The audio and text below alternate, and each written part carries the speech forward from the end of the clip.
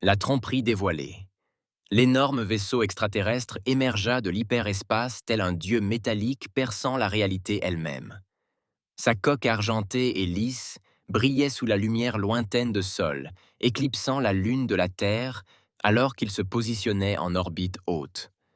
Dans la salle de commandement du vaisseau de domination galactique Sovereign's Crown, l'ambassadeur Keleth observait la planète bleue avec ses 4 yeux d'obsidienne. Fascinante, murmura Keleth, ses formes cristallines scintillant d'arrogance.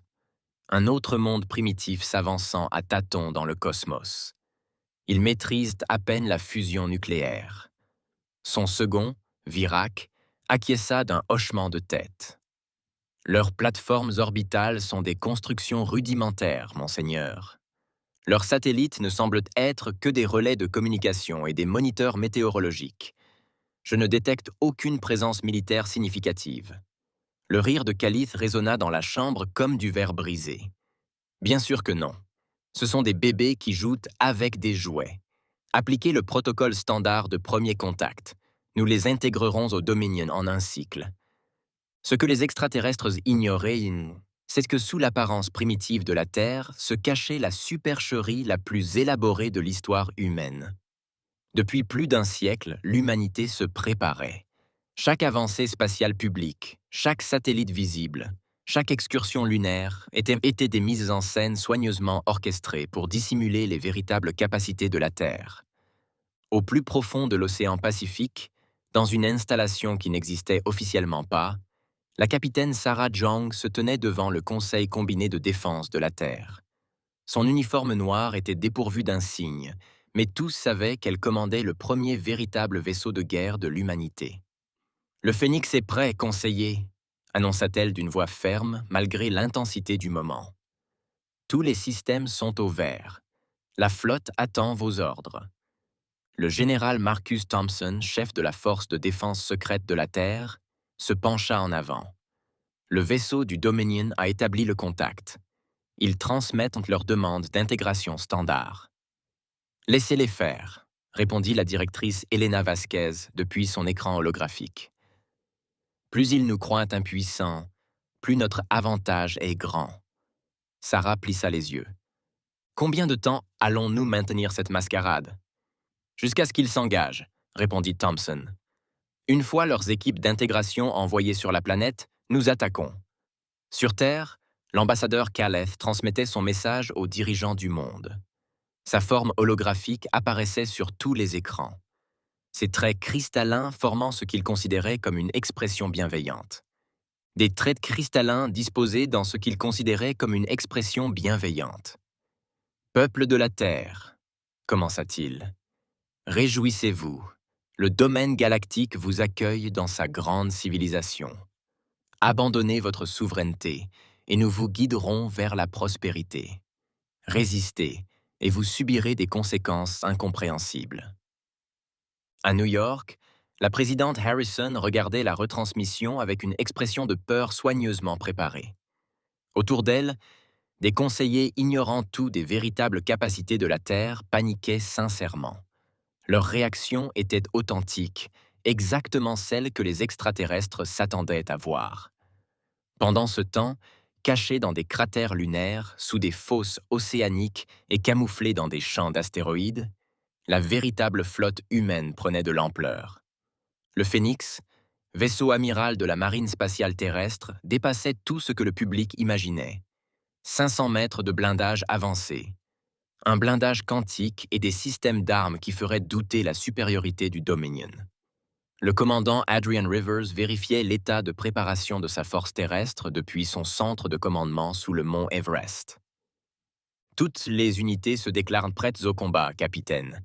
Dès leur atterrissage, nous leur montrerons de quoi la Terre est faite. » Sarah fit un signe de tête vers son écran.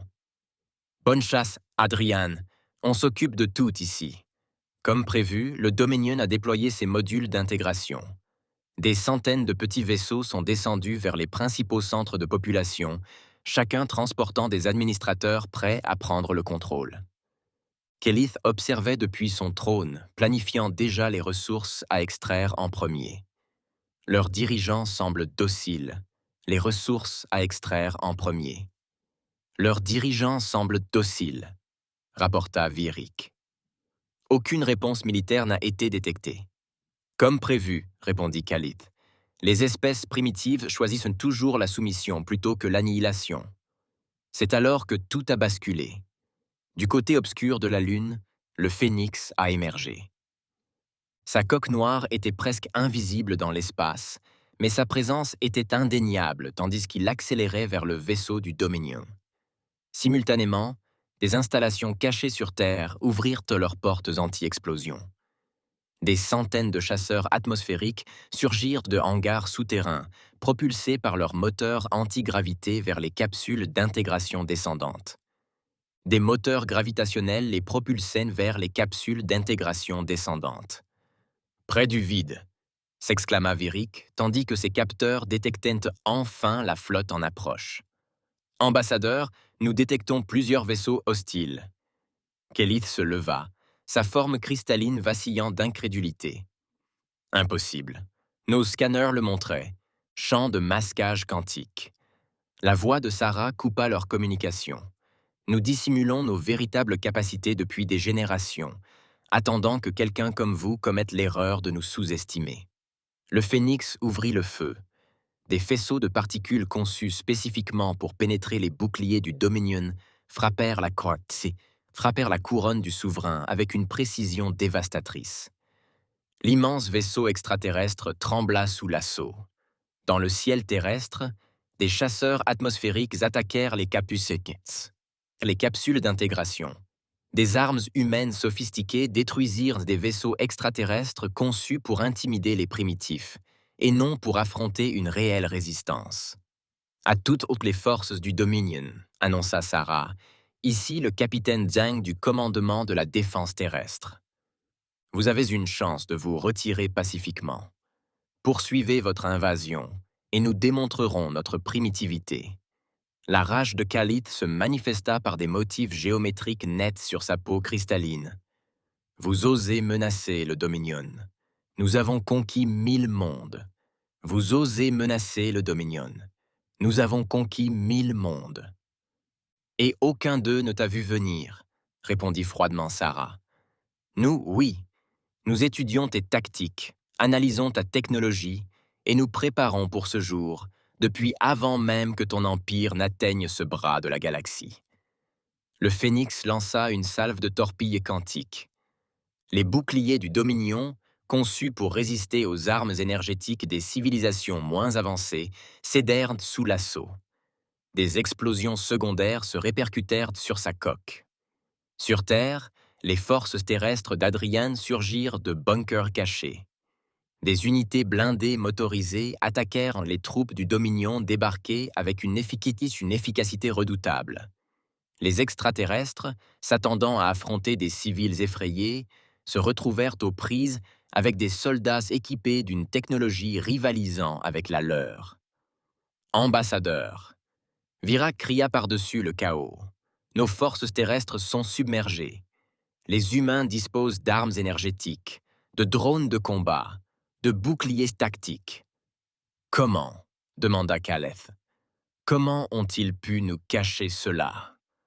Le vaisseau de Sarah se mit en position d'attaque, ses armes ciblant les systèmes critiques du vaisseau du Dominion. Parce que vous n'avez jamais pris la peine de regarder. Vous avez vu ce que nous voulions que vous voyiez. Chaque satellite, chaque station spatiale, chaque lancement de fusée publique était un spectacle. La Terre réelle se préparait à accueillir des visiteurs comme vous. La bataille faisait rage sur l'orbite et l'atmosphère terrestre. Des vaisseaux humains, plus petits mais plus manœuvrables que leurs homologues du Dominion, effectuaient des frappes précises contre la flotte extraterrestre.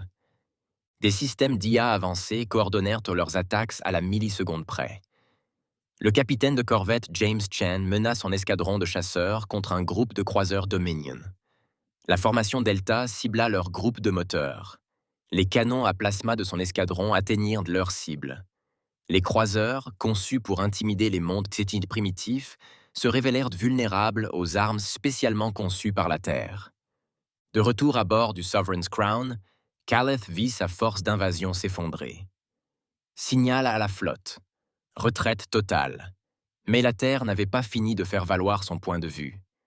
Alors que les vaisseaux du Dominion tentaient de fuir, ils se retrouvèrent piégés dans un puits de gravité artificielle généré par un réseau de satellites cachés. Vous êtes venus ici en pensant que nous étions des enfants faisant leurs premiers pas dans l'espace, annonça Sarah. Au lieu de cela, vous avez trouvé une espèce qui a appris à marcher dans l'ombre, se préparant au jour où des géants comme vous tenteraient de nous écraser. Le Phénix s'est avancé pour porter le coup fatal. Son canon principal, une arme canalisant l'énergie du point zéro, a visé la section de commandement de la couronne du souverain. « Attendez », transmettait désespérément Caleth. « Nous pouvons négocier. » Sarah marqua une pause, son doigt planant sur la commande de tir. « Négocier. Vous êtes venus ici pour exiger notre reddition. Vous avez menacé notre peuple d'annihilation. Un malentendu. » Supplia le calife, son arrogance remplacée par la peur. Le Dominion peut proposer une alliance. Du commerce. Le Dominion ne proposera rien, interrompit Sarah. La Terre dictera ses conditions. Premièrement, vous retirerez immédiatement toutes les forces de notre système. Alors que la flotte extraterrestre entamait son humiliant retrait, la véritable nature de l'humanité se révélait. Non pas comme des primitifs nouveaux venus sur la scène galactique, mais comme des prédateurs patients qui avaient attendu dans l'ombre, apprenant, se préparant, et finalement frappant au moment opportun. Le message se répandit rapidement dans l'espace du Dominion. La Terre n'était pas à prendre à la légère. Les humains avaient joué la partie la plus longue, et ils avaient remporté leur premier coup de manière spectaculaire. Depuis son poste de commandement, le général Thompson observait les vaisseaux extraterrestres battre en retraite. Phase 1 terminée. La galaxie sait désormais que nous existons. Le directeur Vasquez hocha la tête. Et ils savent que nous ne sommes pas des proies. Nous sommes des acteurs. Tandis que le Phénix et ses vaisseaux jumeaux prenaient une position défensivement autour de la Terre, le capitaine Serejong s'autorisa un léger sourire. La grande tromperie de l'humanité était terminée, mais son véritable voyage parmi les étoiles ne faisait que commencer. La bataille pour l'indépendance, le retrait de la flotte du Dominion, n'était que temporaire. En quelques heures, des renforts commencèrent à arriver aux confins du système solaire. Caleth, blessé dans son orgueil et sa réputation en jeu, avait appelé des renforts. 12 cuirassés lourds, chacun 3 fois plus gros que le Phénix, ont émergé de l'hyperespace, armes chargées. Le capitaine Sarah Young a étudié l'affichage tactique à bord de son vaisseau. Ils forment un blocus, ils veulent nous contenir. Une stratégie typique du Dominion. Son officier tactique, le lieutenant Maria Rodriguez, a noté « Officier tactique, le lieutenant Maria Rodriguez ». A noter, ils vont essayer de nous affamer, de nous forcer à capituler par attrition. Sarah secoua la tête. Ils ne comprennent toujours pas. Nous nous sommes préparés à ce scénario aussi. Au plus profond du commandement militaire de la Terre, le général Thompson a coordonné la réponse mondiale. Activez toutes les plateformes de défense orbitale. Mettez en marche les batteries lunaires. Il est temps de leur montrer tout notre jeu. Ce qui semblait être de simples satellites de communication a soudain révélé sa véritable nature. Des plateformes d'armes ont émergé de compartiments dissimulés, transformant l'orbite terrestre en forteresse. La Lune elle-même regorgeait de canons électriques et de silos à missiles dissimulés. L'amiral Vexor, commandant la flotte de renfort du Dominion, lança son ultimatum. « Humains de la Terre, votre résistance a été remarquée et sera punie. Rendez-vous maintenant, et certains d'entre vous survivront peut-être pour servir le Dominion. » Sarah a ouvert un canal à toutes les forces terrestres. Souvenez-vous de votre entraînement. Souvenez-vous pourquoi nous combattons, non seulement pour la Terre, mais pour toutes les espèces qui ont succombé à l'arrogance du Dominion. La bataille commença avec une férocité qui choqua même les commandants vétérans du Dominion. La flotte terrestre, bien que surpassée en nombre, combattaient avec une coordination et une précision témoignant de décennies de préparation. Chaque vaisseau connaissait son rôle. Chaque arme avait été conçue en tenant compte des vulnérabilités du Dominion. Le commandant Adrian Rivers observait depuis son bunker de commandement le déroulement de la bataille spatiale. Forces terrestres, prêtes à intervenir. Ils tenteront l'entrée atmosphérique dès qu'ils comprendront qu'ils ne peuvent pas gagner en orbite. Sa prédiction s'est avérée exacte. Alors que le Phénix menait une frappe dévastatrice contre le flanc gauche du Dominion, plusieurs vaisseaux extraterrestres tentèrent de contourner les défenses orbitales. Ils furent accueillis par le réseau de défense atmosphérique de la Terre, un réseau d'installations secrètes qui transforma le ciel en champ de bataille.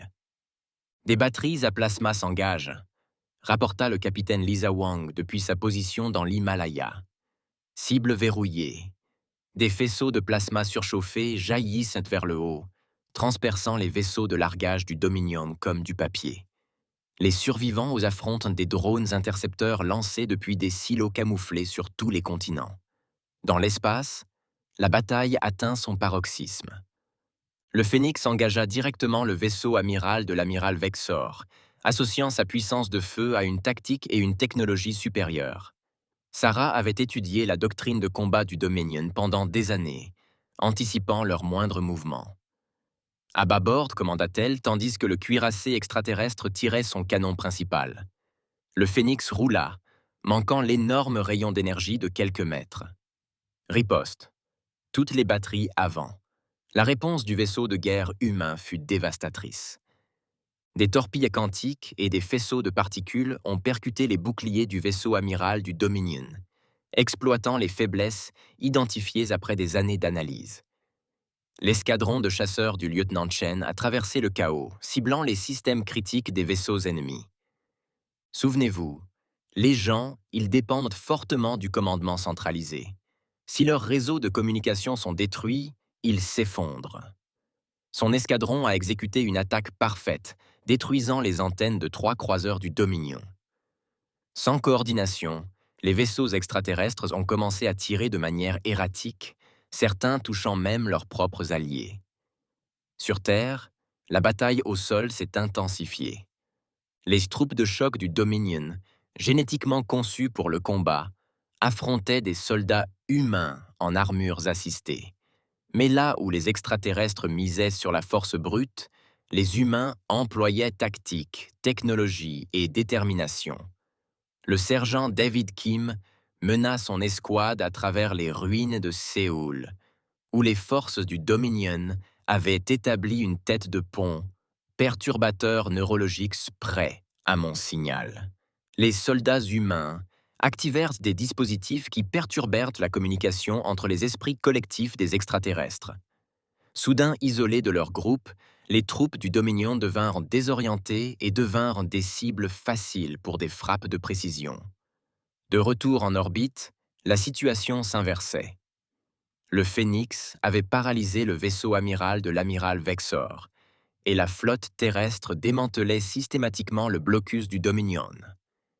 Des plateformes d'armes cachées apparurent les unes après les autres, chacune augmentant la puissance de feu écrasante dirigée contre les envahisseurs. Amiral Vexor, transmettez Sarah au cuirassé extraterrestre en flammes. Ceci est votre dernier avertissement. Retirez-vous immédiatement ou vous risquez la destruction totale. La réponse du commandant du Dominion fut un rugissement de fureur. Le Dominion ne recule pas. Nous vitrerons votre monde avant d'accepter la défaite face aux primitifs. Alors, vous avez fait votre choix, répondit froidement Sarah. Elle se tourna vers son équipage. Exécutez le protocole Oméga. De la ceinture d'astéroïdes, la surprise ultime de l'humanité surgit. Le Prométhée, un vaisseau que même le Conseil de défense de la Terre avait gardé secret, activa son arme expérimentale à singularité. L'immense vaisseau, construit à l'intérieur d'un astéroïde évidé, avait un seul objectif: mettre fin définitivement aux menaces pesant sur la Terre. L'arme singularité se déclencha, créant un trou noir contrôlé qui commença à engloutir la flotte du Dominion.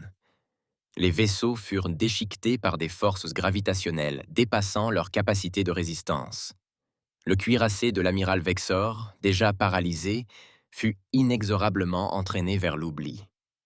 Impossible, hurla Vexor dans le com. Aucune espèce primitive ne pouvait posséder une telle technologie. Nous avons cessé d'être primitifs dès que vous avez décidé que nous l'étions, répondit Sarah. Nous vous avons simplement laissé croire le contraire. Alors que la flotte du Dominion était systématiquement détruite, les forces terrestres ont accentué leur avantage. Les troupes terrestres ont libéré des villes du monde entier. Des escadrons de chasseurs sécurisèrent l'espace orbital. Les batteries lunaires neutralisèrent tout vaisseau extraterrestre tentant de s'échapper. L'ambassadeur Khalith, observant la destruction depuis son vaisseau endommagé, comprit enfin l'ampleur de son erreur de calcul. Les humains ne s'étaient pas seulement préparés à une invasion, ils s'étaient préparés à une guerre contre un empire. Chaque aspect de leur société avait été préparé pour ce moment, dissimulé derrière une façade technologique embryonnaire. La bataille dura 18 heures. À sa fin, le corps expéditionnaire du Dominion était complètement détruit. Pas un seul vaisseau extraterrestre ne s'échappa pour avertir leur empire des véritables capacités de la Terre. Le général Thompson observa les conséquences depuis le commandement terrestre. Rapport de perte. Plus léger que prévu, répondit le directeur Vasquez. L'effet de surprise fonctionna parfaitement. Ils ne se sont jamais adaptés à nos tactiques. Sarah a placé le Phénix en orbite terrestre basse, son vaisseau effrayé mais victorieux. Que va-t-on faire ensuite? Dit Thompson d'un ton sombre. Nous allons les combattre. Ils voulaient ajouter la Terre à leur empire. Au lieu de cela, nous allons montrer à la galaxie que les empires peuvent s'effondrer. Sur Terre, les célébrations de la victoire étaient tempérées par la certitude que ce n'était qu'un début. L'humanité avait remporté sa première bataille contre le Dominion, mais la guerre pour une véritable indépendance ne faisait que commencer. Dans les épaves de vaisseaux extraterrestres, des équipes de sauvetage humaines trouvèrent confirmation de ce que les dirigeants terriens soupçonnaient depuis longtemps. Le Dominion avait conquis des centaines de mondes, utilisant à chaque fois les mêmes tactiques qui avaient échoué si lamentablement contre la Terre. Nous ne nous battons plus seulement pour nous-mêmes, dit Sarah à son équipage tandis qu'ils observaient les opérations de sauvetage depuis le pont Phoenix. Nous nous battons pour chaque espèce que le Dominion a anéantie. Tandis que la flotte terrestre se regroupait et se réparait, les préparatifs pour la phase suivante commencèrent. L'humanité ne se cacherait plus dans l'ombre. Il prendrait sa place parmi les étoiles, non pas comme sujet d'un empire, mais comme libérateur. Le Dominion avait pensé que la Terre était une proie facile. Ils avaient appris, à un prix terrible, que les humains étaient tout sauf primitifs. Maintenant, la galaxie allait apprendre la même leçon. Un nouvel ordre galactique. 3 mois après la bataille de la Terre, l'humanité se trouvait à la croisée des chemins. L'empire du Dominion, sous le choc de sa première défaite majeure depuis des millénaires, était resté silencieux. Aucune flotte de représailles n'apparut. Aucun ultimatum ne fut lancé. La galaxie retenait son souffle, attendant de voir ce que les humains, parvenus à leur fin, allaient faire ensuite. Dans la Station Unity, nouvellement construite en orbite autour de Mars, les représentants des nations terrestres se réunissaient avec les chefs militaires pour décider de l'avenir de l'humanité. Le capitaine Sarah Jung, désormais promu amiral pour son rôle dans la défense de la Terre, se tenait devant l'Assemblée. « Nous avons intercepté les communications du Dominion », rapporta-t-elle. « Leur empire se fracture.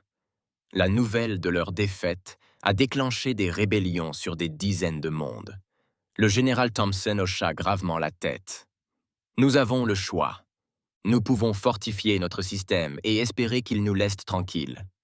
Ou nous pouvons terminer ce que nous avons commencé. » Le directeur Vasquez a conclu. Libérer la galaxie de la domination du Dominion. Le débat a fait rage pendant des heures.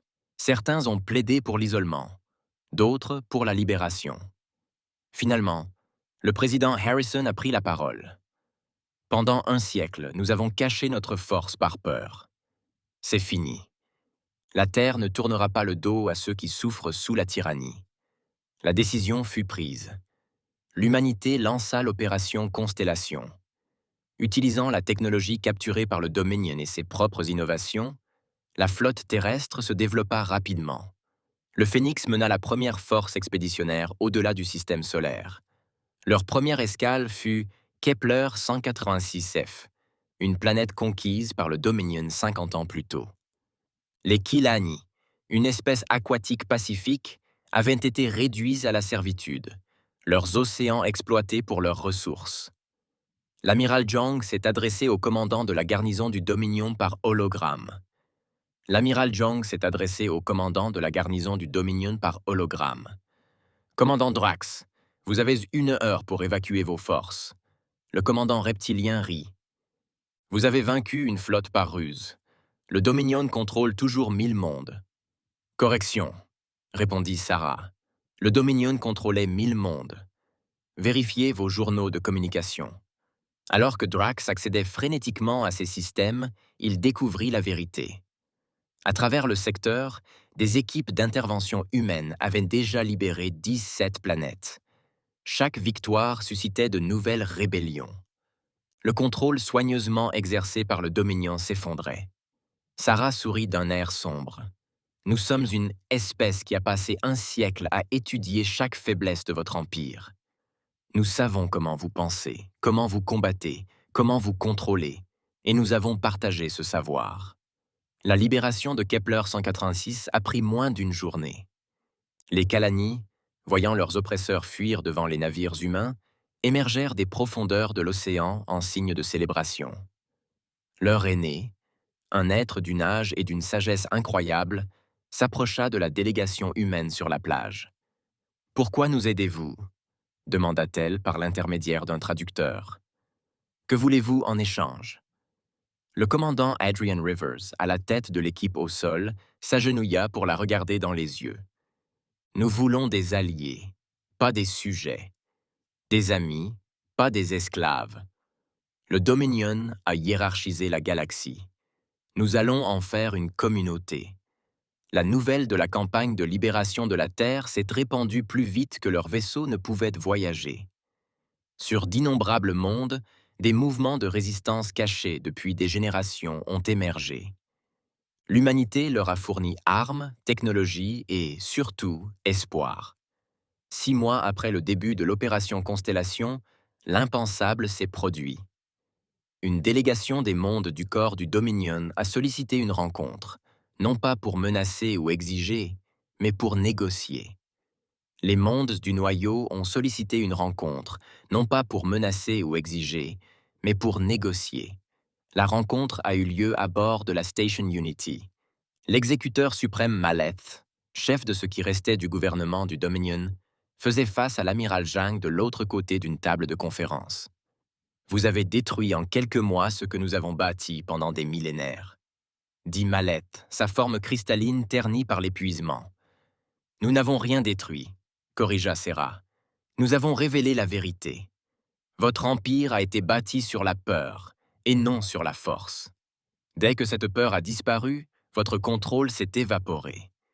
La silhouette de Maleth vacilla. Quelles sont vos conditions ? Retrait complet de tous les mondes occupés. Dissolution de l'armée du Dominion. Réparation pour les espèces que vous avez exploitées. Sarah se pencha en avant.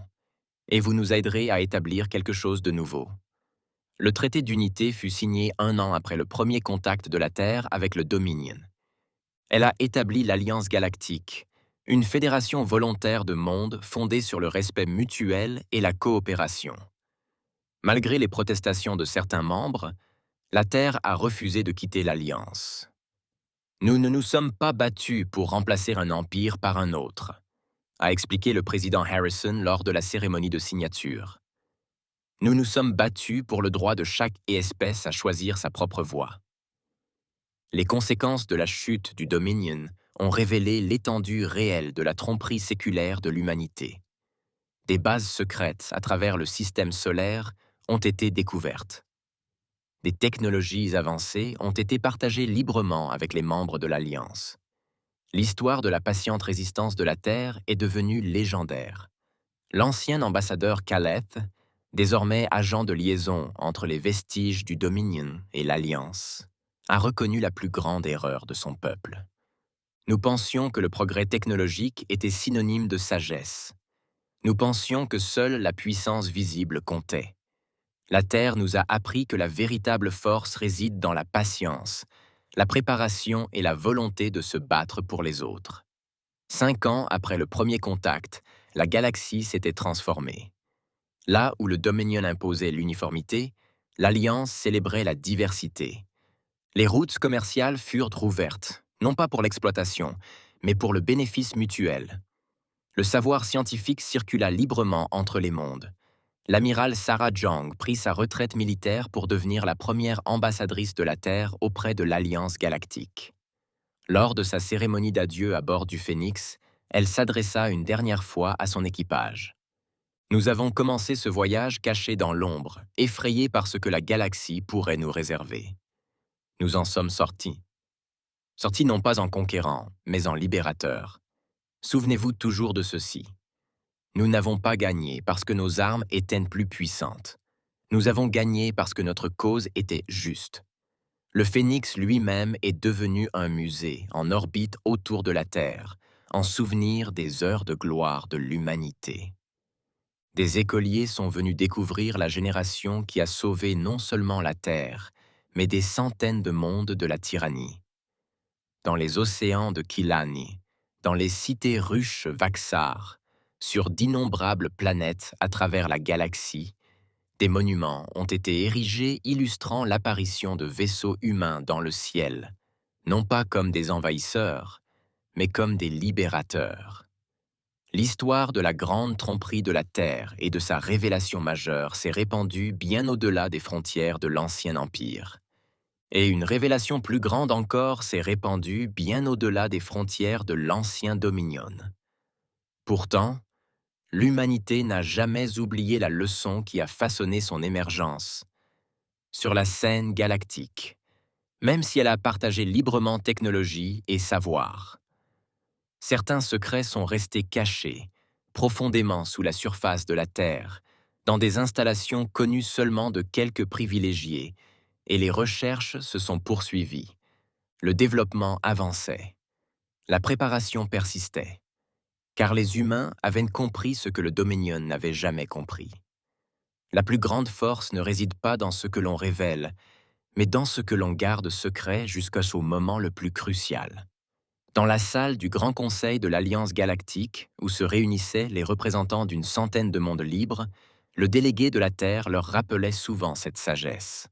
La paix par la force, la coopération par le respect, et toujours se préparer au jour où quelqu'un oubliera ses leçons. Le Dominion pensait que la Terre était jeune et faible. Ils découvrirent que l'humanité n'était ni l'un ni l'autre.